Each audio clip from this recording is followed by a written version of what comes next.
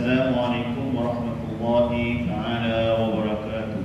Waalaikumsalam warahmatullahi. Alhamdulillahirabbil alamin.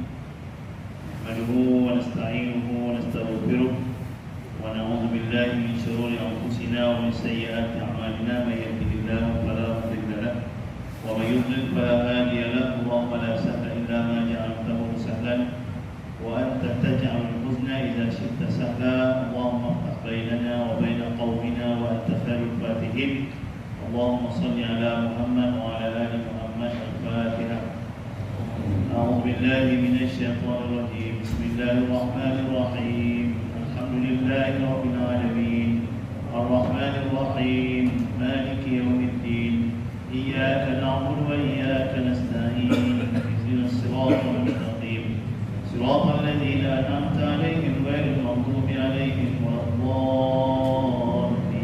Amin. Bismillahirrahmanirrahim. Alhamdulillahilladzi anzala 'ala 'abdihi al-kitaba wa lam yaj'al lahu 'iwaja qayyiban liyunzira ba'san shadidan min ladunhu wa yubashshira al-mu'minina alladhina ya'maluna as-salihati anna lahum ajran hasana makithina fihi abada wa yunzira alladhina qalu ittakhadha Allahu walada ma lahu bihi min 'ilmin wa la li abaihim kamulat kalimatan takhruju min afwahihim in yaquluna illa kadhiba fala'allaka bakhirun nafsaka 'ala atharihim in lam yu'minu bihadha al-hadithi asafa inna ja'alna ma 'ala al-ardi zinatan laha linabluwahum ayyuhum ahsanu 'amala wa inna laja'iluna ma 'alayha sa'idan jurza am hasibta anna ashabal kahfi war-raqim kanu min ayatina 'ajaba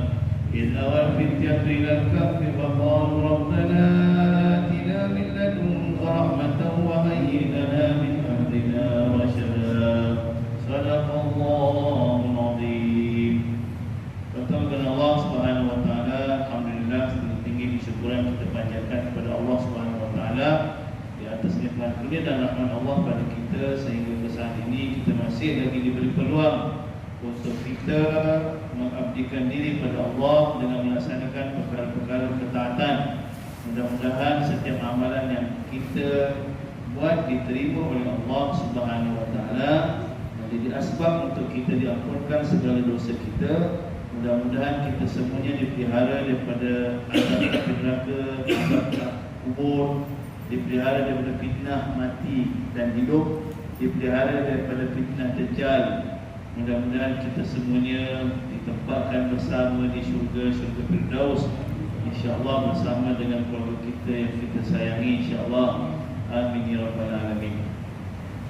Allah Subhanahu wa taala berfirman, "Qul yatawaffakum malakul maut allazi wukila bikum, tsumma ila rabbikum turja'un." Surah Sajdah. Katakanlah wahai Muhammad, malaikat maut yang diberi tugas mencabut nyawa kalian akan mematikan kalian. Ini di antara tajuk yang kita lepas ceritakan berkaitan tentang kematian. Buku ni memang cerita pasal kematian. Jadi kalau dah habis buku ni tamat nanti semua boleh dapat sijil alam barzakh. Senang masuk alam barzakh, dah ada sijil. Yang lepas surah tu dah habis. Saya kata tuan-tuan sudah boleh dapat sijil alam barzakh tanpa dekat rumah. Jadi mereka datang nanti senanglah boleh masuk alam barzakh, senang dah ada sijil. Waktu kita nak buat kerja sejarah kan senang. Alhamdulillah. Maksudnya apa tuan-tuan? Maknanya mudah-mudahan dengan belajarnya kita tentang bagaimana situasi di alam barzakh ini akan memberi keyakinan kepada kita untuk kita terus bersiap sedia. Bersiap sedia pada bila-bila masa je Allah akan panggil. Tak kira sama ada kita sedang sakit ataupun kita sedang tidak sakit. Tadi perempuan dan kawan saya daripada Putrajaya, daripada 9 lah. Tadi beberapa hari ni dia kata, dia cerita keluarga dia kata semua kebanyakan semua mati, kita tak tahu sakit apa mati, aku mati. Yang lepas yang meninggal, tadi meninggal, dia kata saya kata tak ada sakit ke? Ya sebab kita tak dapat dia sakit macam sihat, kita pun mati. Sehingga kan adik dia sendiri ketika di Mekah dia telefon, Disebut nama abang dia tanya, katakan abang nama Fauzi lah, Fauzi mana? Sebab dia tak terfikir bahawa yang Fauzi itu abang dia, sebab abang dia sihat. Dia tak terfikir. Jadi itulah situasi yang menceritakan kepada kita yang ayat menyatakan kullu nafsin dha'iqatul maut, kematian itu pasti akan berlaku. Apa yang berlaku di luar yang belum sampai ke nauzubillah min Allah di halam negara kita ni, dihawat, bakar semua serentak. Itu pun ada yang mengatakan ini bukan ini sepatutnya berlakunya macam itu memberi kesedaran kepada kita tentang kekuasaan Allah Subhanahu Wa Taala. Ada pula beri kenyataan ini semua kerja manusia kita lepas ni. Jadi apabila diubah kerja manusia, dia akan kembali tak takut semula, tak ngeri sebab ini kerja manusia.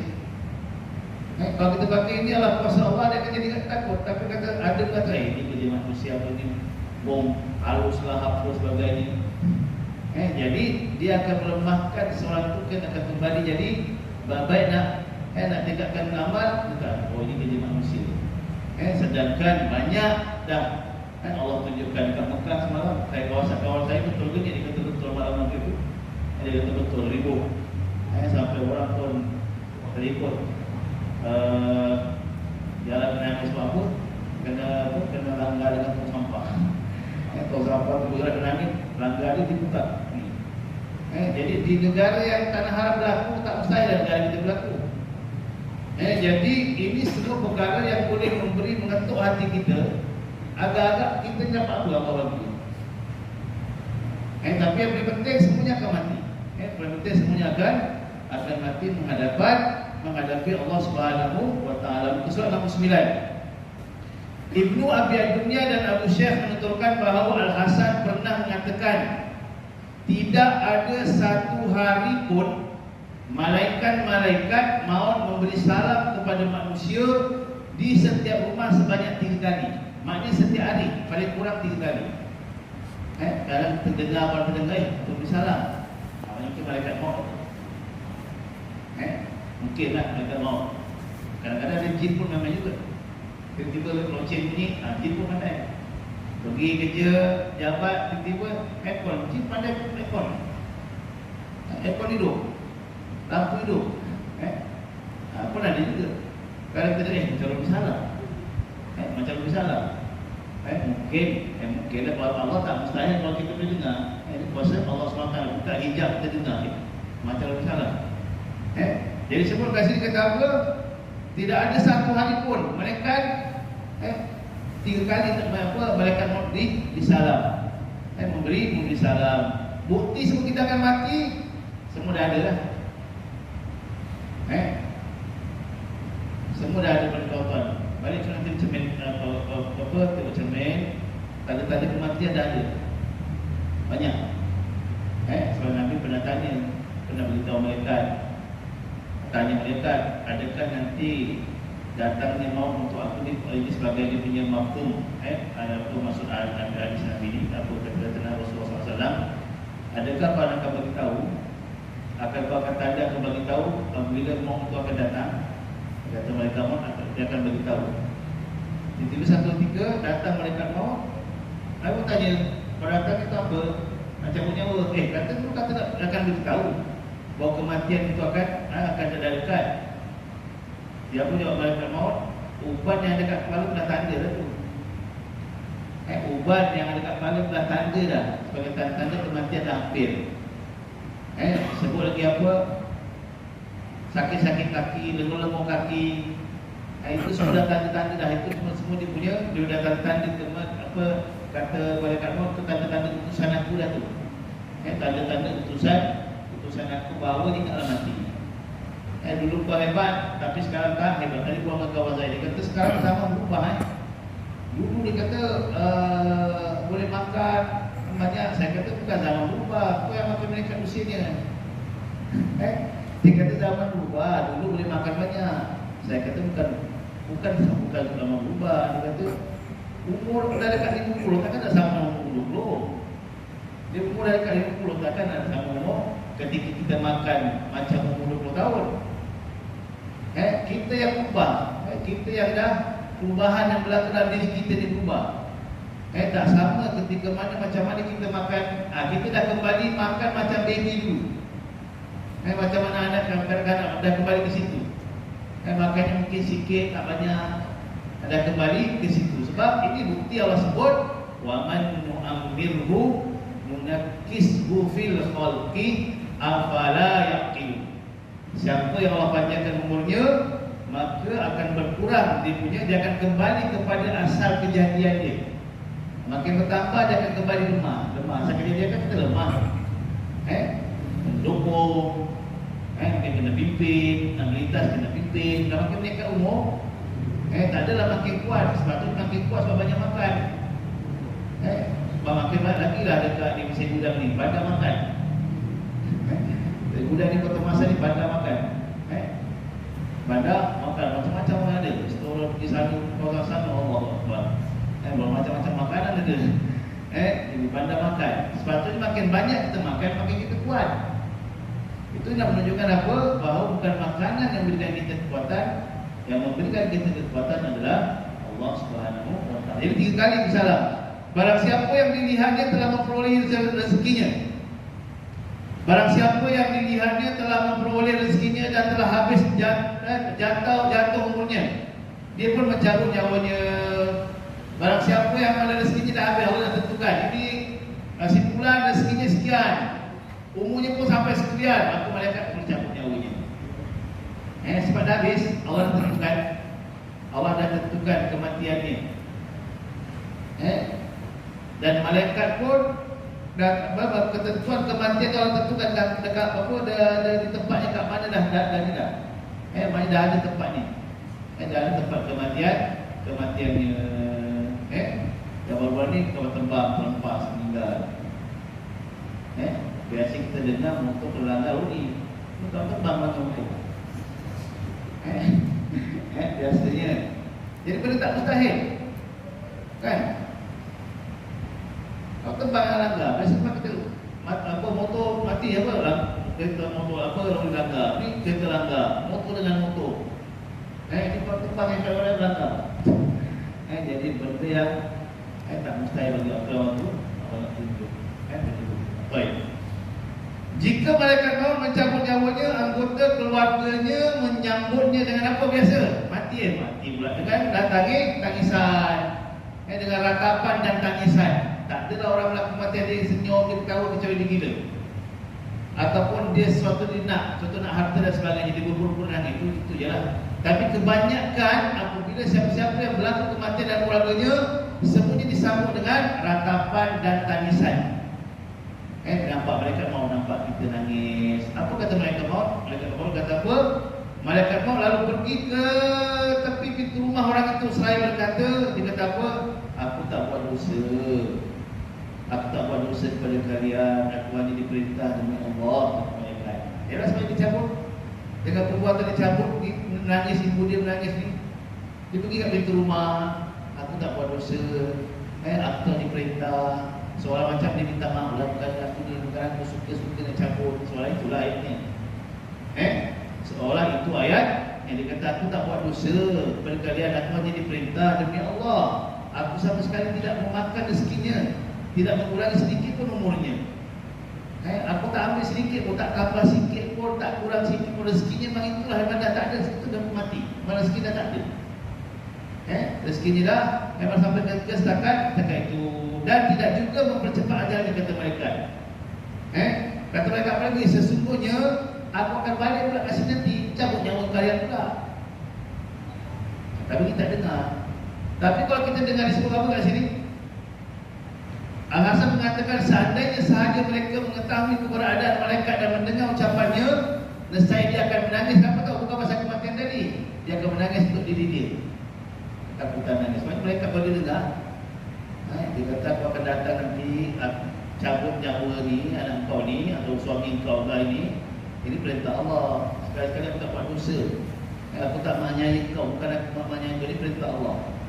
Nanti pun apa datang lagi sekali cabut nyawa kau pula. Dia pasti akan datang. Itu maksud dia. Baik. Jadi ini kisah tentang benarnya berlaku kematian. Dan apabila berlaku kematian, sebenarnya malaikat pun menjalankan tugas. Akhirnya nanti dia pun akan mati juga. Akhirnya dia pun dah sampai dah tak ada siapa pun hidup kat dunia ini. Akan berlaku kiamat. Baik. Dalam Al-Janaiz, Al-Janaiz maknanya kitab tentang cerita perjenazah.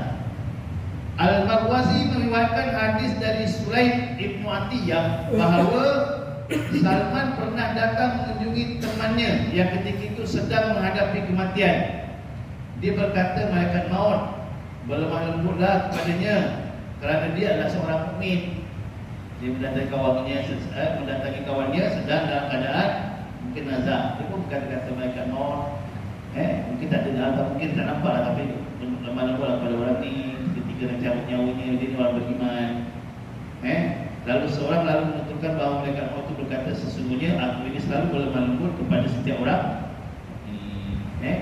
Malaikat sentiasa berlemah lembut kepada setiap orang mukmin. Bukan setakat malaikat, semua makhluk yang ada dekat ni. Yang dekat ini sehingga ke tanah, tanah pun akan berlemah lembut. Akan lemahkan jaga. Baik. Hamid Ibnu Maimun menerangkan bahawa ayahnya pernah berkata bahawa dirinya termasuk salah seorang yang menghadiri Mukhtalif Ibnu Abdillah Ibnu Hintam. Dia adalah orang baik. Dia sedang menghadapi kematian dengan penuh kesusahan. Salah seorang yang hadir dalam keadaan pingsan mengigau, ya Allah berikanlah kemudahan kepadanya kerana dia telah melakukan ini dan itu dengan maksud memujinya.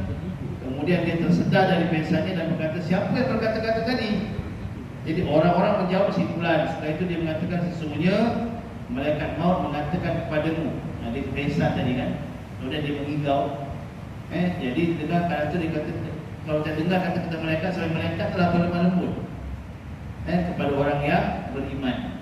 Punyalah lemah lembut malaikat nak cabut beriman ni seperti cabut rambut tak kawan biasa tu. Dekat mana aku benang benang dekat beras ke tu dekat tepung. Itu istilah kan. Sampai tak tempur, sapu sikit-sikit pelan-pelan. Macam kita layan baby baru lahir kan. Yang baru lahir 1 hari, macam mana kita layan dia? Macam itulah keadaan malaikat maut layan orang beriman ketika nak cabut nyawa ni. Ketika cabut nyawa macam tu layan pelan-pelan. Itulah keadaannya. Dan juga bagaimana kita nak mandikan jenazah ni, yang sepatutnya ialah seperti macam mana kita mandikan baby yang baru lahir 1 hari. Sebab kenapa macam tu? Sebabnya baru sahaja menghadapi kesan sakit di mati. Kesan baru menghadapi kesan sakit mati. Kalau kita nampak orang terkehit, kita buat macam mana? Ada kita hentak tak? Kita jalan seseorang lah. Punya sakit punya mati. Maknanya jiros pun seseorang tu baby jiros selalu sapu. Pesan pada anak-anak. Nanti kau nak mandikan, pastikan dia mandikan dengan lembut. Kapan kamu dengan lembut, angkat dengan lembut, masuk dekat tanah dengan lembut. Kemudian tanah tu ditimus dengan lemah lembut. Jangan tertarik mak panggil JCB. Jangan. Itu saya punya satu kampung dia pakai JCB yang kecil sikit, yang tertarik. Maksud saya pun dah risau, jangan tarik tangan ni sudah. Juga akal terus timbul setelahnya banyak. Sekali saya tengok, dia ambil, ada orang jaga depan. Sikit, pelan-pelan, sampai kat bawah tu, dia pun bergerak sikit. Itu kan dia. Maknanya dia boleh ilmu, tak mesti ada orang ajar dia. Maknanya dia tak terus tarik tangan tu, terus timbul mata tidak. Itu sebabnya itu daripada adab kita kepada jenazah yang sedang dikebumikan. Maknanya pelan-pelan turunkan tanah sebab keadaan dia sedang menghadapi, baru sedang menghadapi sakitnya macam sakit gigi. Tu dengar anak bising. Orang nak mau makan satu rumah. Sakit. Budak-budak lalu sini. Tolong lagi ke rumah papan. Rumah papan bukan rumah papan. Rumah batu pun sini dengar juga, tapi rumah papan lagi lah. Tengah sakit gigi. Itu contoh. Jadi itulah keadaan bagaimana melayan seorang jenazah dengan lemah lembut macam melayan baby. Sebab dia baru saja menghadapi kesan sakitnya mati. Baik. Ubaid Ibnu Umair menceritakan bahawa satu hari Ibrahim alaihissalam berada di rumah. Tiba-tiba masuklah seseorang yang penampilan baik. Ibrahim pun bertanya, datang ke rumah dia sampai Ibrahim tanya. Ibrahim bertanya, Main tak kenal orang tu. Dia kata, wahai hamba Allah, siapa yang menyuruh kau masuk rumahku? Dia tanya orang yang masuk tadi. Nampak pakaiannya baik, bersih lah.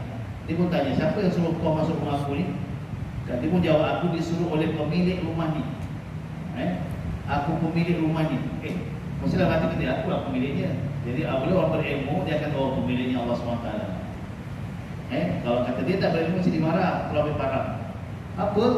Kau cakap rumah ni dah ada pemilik siapa? Kalau kata tak berilmu. Tapi tadi berilmu, pemiliknya mana Allah SWT. Maknanya malaikat ni. Ini maknanya malaikat. Jadi Ibrahim bertanya lagi, pemiliknya lebih berhak ke atas rumah ini. Lalu kau ni siapa? Lalu kau siapa? Aku ini adalah malaikat maut. Kata dia, aku ini adalah malaikat maut. Aku telah diberitahu beberapa ciri dirimu, tetapi aku tidak punya, kata Ibrahim, aku telah diberitahu tentang beberapa ciri dirimu, wahai malaikat. Tapi apabila aku tengok kau ni macam tak nampak kau adalah malaikat. Tak nampak ciri-ciri malaikat. Tetapi aku tidak melihat ciri-ciri itu pada dirimu sekarang ni, kata Ibrahim.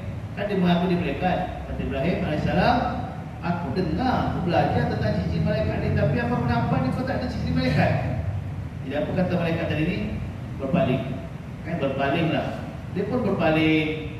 Ibrahim pun berpaling dengan melihat mata di bahagian muka dan juga di bahagian belakang kepalanya. Mata muka belakang pun ada. Sedangkan setiap rambutnya seperti gigi. Bayangkan rambut gigi. Bayangkan gigi kambing dia lembu, rambutnya panjang gigi. Panjang.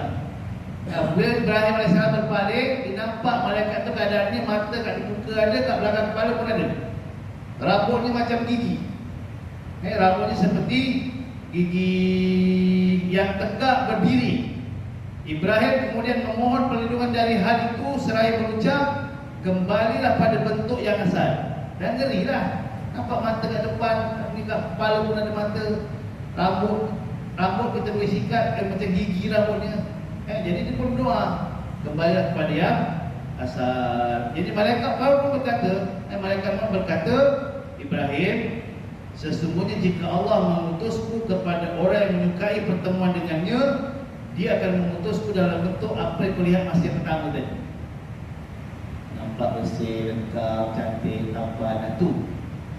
Maknanya kalau Allah mengutusku kepada orang yang beriman kepada dia, maka dia akan lihat macam mana apa yang penampak yang pertama tadi. Itulah aku.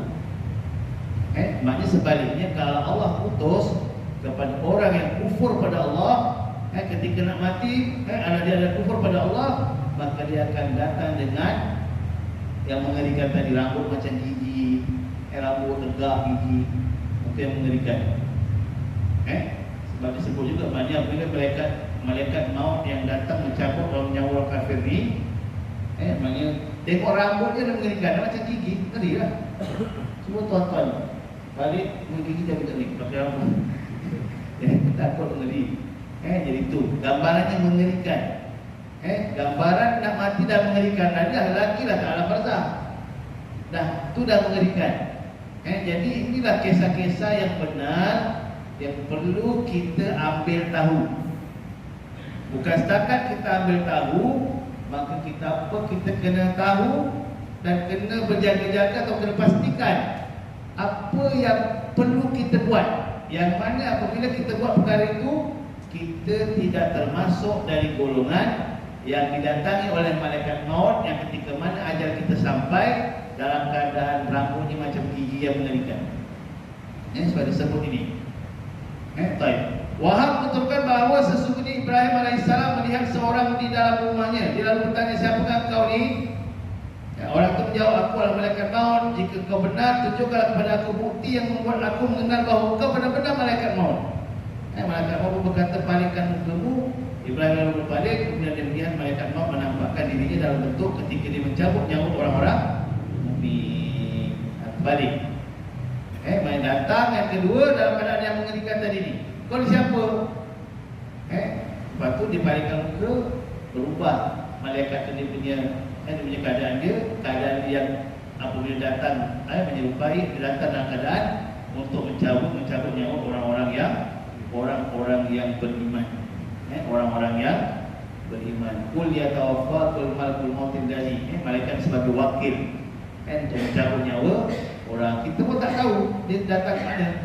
Kita pun tak tahu bila malaikat ni sampai, tiba-tiba buka hijab kita nampak malaikat. Nampak malaikat maut. Dan kita tak boleh bercakap. Ketika itu tak boleh bercakap. Tak boleh nak bercakap depan orang ni malaikat datang, tak ada. Kita pernah dengar? Tengok nazar. Pernah dengar dia kata ada malaikat sebelah ni, jaga-jaga, siap-siap kau cabut nyawanya. Tak ada kan? Dan kita nampak dia sakit, dia macam nazar. Dan kita ni kita kena buat apa sepatutnya kita buat. Zikir, kalau baca Quran pun tak perlu baca kuat, baca perlahan. Sebab dia sedang sibuk ketika itu. Dia sedang sibuk untuk menghadapi sakaratul maut. Kalau boleh ayat Quran kita baca, biar satu-satu kita baca. Bismillahirrahmanirrahim. Kalau kita nak pimpin dia untuk mengucap ataupun baca zikir la ilaha illallah dengan keadaan apa? Dalam keadaan janganlah tunggu sangat, suaranya jelas. La ilaha illallah. Berhenti. Lepas tu baru lagi. Jangan terus baca la ilaha illallah, la ilaha illallah, la ilaha illallah. Sebab dia sedang sibuk menghadapi, dia sedang serabut dan mungkin ketakutan dan mungkin macam-macam lah. Kalau tuan-tuan tak percaya, cubalah hadapi sakaratul maut. Macam mana negeri ni, macam mana keadaannya. Tapi kita tak ada siapa yang kecuali, tak ada siapa yang pernah mengalami kecuali dengan kuasa Allah dia akan mengalami. Pernah berlaku ketika di Madinah. Tapi ketika itu saya di Mekah tahun 94. Agak lama tahun 94. Kawan saya itu belajar Madinah. Dia datang ke Mekah, di situ dia baru saja selepas menemani seorang perempuan menemani dia jemaah nak pergi umrah. Kemudian dia jaga jemaah, dia boleh Madinah. Perempuan tu koma selama seminggu tak sedap. Jadi lepas minggu koma tu tiba-tiba dia bangun sedar. Jadi apa yang dia cakap lepas sedar tu? Dia cakap, dia kata lepas ni aku nak jumpa semua perempuan. Aku nak jumpa semua perempuan, janganlah buka aurat. Sebab Allah tunjukkan seksa bagi orang yang tak buka aurat ketika mana dia koma tu. Soal macam dia melalui kematian, Allah bangkitkan semula. Dia kata aku nak pesan pada semua perempuan ni, sebab aku dah nampak betapa ngerinya siksaan orang yang mendedahkan aurat ketika mendedahkan aurat di hadapan orang yang bukan mahram. Tak kira lah dekat rumah ke, sepupu bukan mahram, abang ipar bukan mahram, adik-beradik lelaki, adik-beradik perempuan pakcik kita bukan mahram.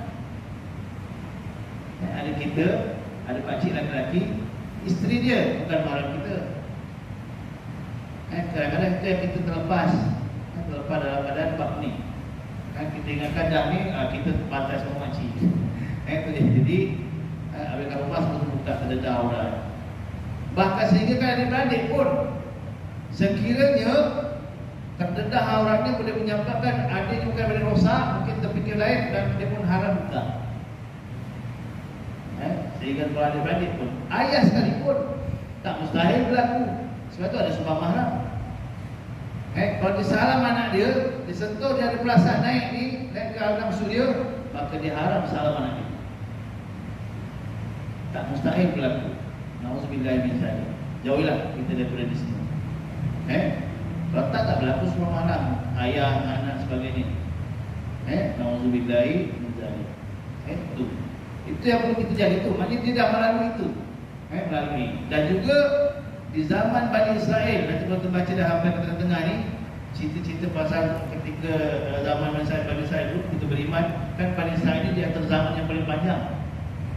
Zaman yang paling panjang. Daripada zaman kaum Nabi Musa, Nabi Isa, semua Bani Israel. Semua Bani Israel.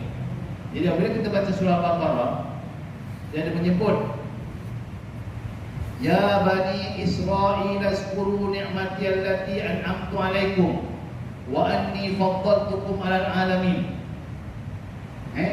Apa kata Allah, wahai bani Israel, ingatlah akan apa nikmat yang aku berikan kepada kamu. Bukan setakat nikmat, kemewahan, kelebihan yang beri pada kamu tak beri pada kaum lain. Maknanya hebat kita sekarang, mungkin hebat lagi bani Israel. Minggu lepas saya dengar seorang ustaz tu dia cerita, dia baca sejarah. Dia kata sebenarnya zaman kita dah canggih, zaman Nabi Nuh lagi canggih. Dah ada kapal terbang, mungkin dah ada helikopter zaman Nabi Nuh. Buktinya dia kata apa? Cuma masuk dekat piramid Mesir. Piramid Mesir siapa buat? Firaun. Bukan Firaun yang kemudian Firaun dulu zaman Nabi Musa lagi. Kat dalam tu diukir, ada ukir helikopter, diukir kapal terbang, diukir kapal selam. Maknanya benda tu dah ada dulu. Satu. Yang kedua, kan dibaca, saya kata apa di situ bacaan saya. Apa saya dapat dengar. Dia kata kalau tak akan berlaku kaum Nabi Nuh, apabila Nabi Nuh minta naik buah sampah kan. Kaum Nuh memperlihatkan dia ala hal kapal pergi kapal setakat kapal laut, bukan dia adalah kapal yang lagi baik. Dia perlihatkan tentang Nabi Nuh nak buat kapal laut tu. Masalah macam Nabi Nuh tu, apa yang nak dibuat tu, apa yang daripada lebih hebat lagi apa yang daripada yang Nabi Nuh nak buat ni. Itu yang kedua, dia kata maknanya Nabi Nuh boleh berkomunikasi dengan anak kita Allah. Mungkin telefon tak pastilah kan. Kita kata mungkin dulu tak ada apa canggih, mungkin kita zaman berbeza-beza.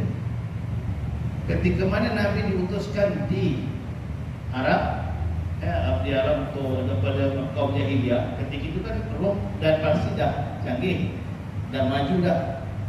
Ada tiga Rom, Parsi, India dah maju ketika itu. Sebab itu di dalam kitab sirah disebut kenapa Nabi tak dihantar turun di Parsi, di Rom, di India yang sedang maju. Dalam kitab sirah dia cerita. Jadi nak cerita kata maknanya dia sedang dah maju ke apa, Rom dah maju dulu, Parsi dah maju. Parsi dah maju, kemudian India pun dah maju. Jadi maknanya dulu mungkin ada zaman yang lebih canggih daripada kita. Kalau tak mana boleh piramid. Zaman kita yang canggih sekali pun mereka datang nak bina piramid, macam mana piramid yang itu tak dapat, runtuh. Mana dulu dah canggih daripada kita sekarang ni. Tu keadaan dia. Baik.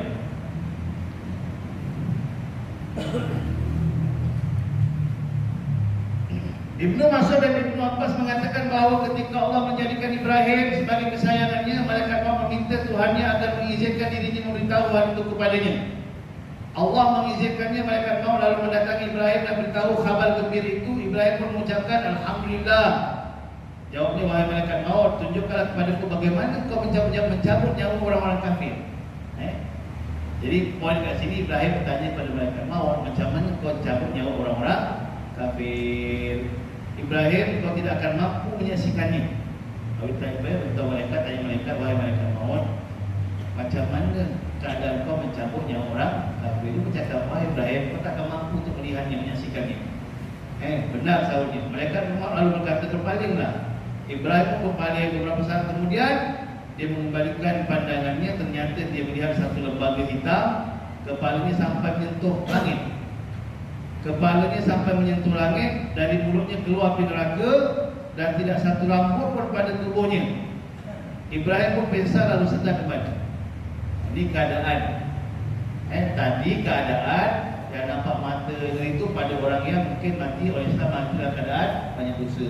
Tapi ini baru kafir. Dia bertanya, macam mana keadaan kau untuk cabut dengan kafir itu? Maknanya nampak kepala sampai langit, kepala sampai satu langit, mulutnya keluar api neraka. Nauzubillah min dzalik.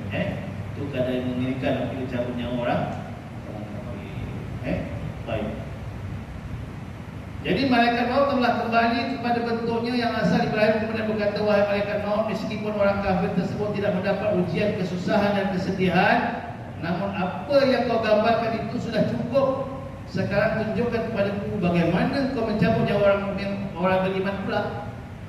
Tadi orang kafir nampak kepala sampai langit, keluar api daripada mulut. Tadi pula macam mana pula kau cabut nyawa orang yang beriman? Ibrahim berpaling dan menoleh kembali. Ternyata dia melihat seorang pemuda yang tampan dan berbau wangi dan berpakaian putih. Lalu dia mengatakan, wahai malaikat maut, meski orang mukmin tidak mengetahui pandangan yang menyenangkan dan kemuliaan, namun apa yang kau gambarkan itu sudah cukup. Maknanya keadaan seorang mati, keadaan seseorang yang menghadapi kematian dengan gambaran kedatangan malaikat dah memberi petunjuk dah bagaimana keadaan selepas itu. Ya, macam kita datang perompak, agak datang bagi kita duit ke? Perompak datang bagi duit, akan bagi kita duit? Tak ada. Kalau tak dibunuh, dipukul. Tadi perompak, mana dia pun ni? Mana orang ni apa perompak yang buat tertentu? Asal pernah dulu sekali saya pernah dia cakap sebelum. Maksud saya dah kenikat, oh isteri saya dah kenikat, anak saya tiba-tiba nangis. Diam. Dipujuk anak saya supaya jangan nangis. Tahun berapa Tahun 99. Saya 99 tu tahun dulu. Ketika baru saya balik daripada mana? Bercuti daripada Mesir. Masuk ni tengah malam, pakai seluar pendek, pakai topi. Diserang satu bilik. Sampai tak saya pukul pakai parang ni. Alhamdulillah tak pakai tajam. Boleh pakai tajam kan tak ada. Dipukul macam tu. Itulah saya jumpa. Diam. Saya kata diam.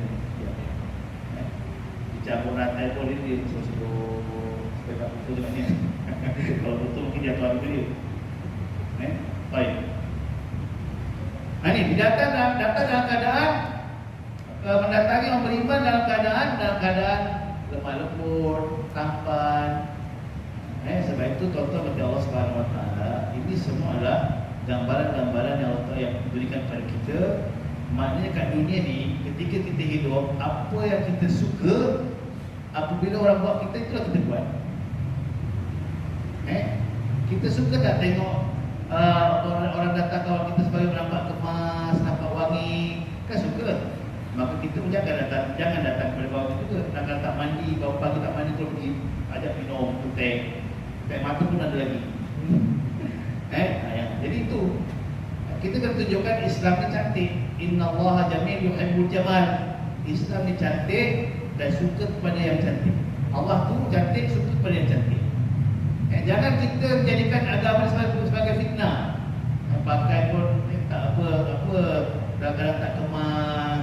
Akhirnya kita dinilai, oh macam ni punya orang Islam. Tak kemas, kadang tak mandi, rambut serabut, tegak sana, tegak sini. Betul. Jadi ini pun gambaran. Maknanya apabila kita nak supaya malaikat itu datang dalam keadaan yang kita suka, maka kita buatlah sesuatu juga pada semua manusia apa yang kita suka kalau dia buat pada kita. Cara bercakap. Kadang kita datang rumah orang muka masak pulang je. Padahal dijemput datang. Jadi kena senyum lah. Salam, ketika salam tu senyum lah. Jangan pakai, sekarang dah pakai outfit lah. Dulu kita salam berapa? Kita kat kasih dulu duit. Sempatlah senyum kan.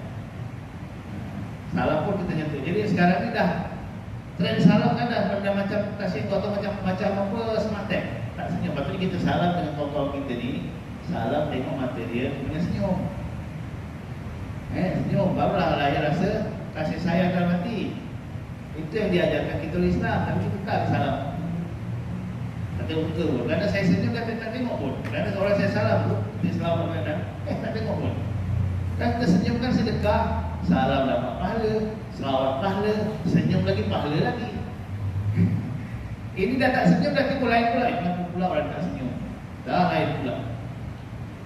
Pernah saya tegur kawan saya. Dia kata nak macam mana aku dia mahu macam ni. Saya kata ubahlah. Ubah senyum.